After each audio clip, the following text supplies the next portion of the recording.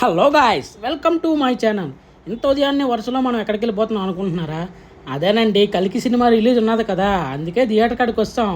నిన్నే ఏదో కష్టపడి ఏదోలాగా బెనిఫిట్స్ టికెట్లు అయితే కొనుక్కున్నాం.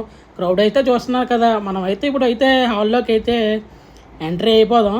స్టార్టింగ్గా మనకు వస్తుంది కదా, సోమవారం మధ్యవానం ఆరోగ్యానికి హానికరం పాటించాలి.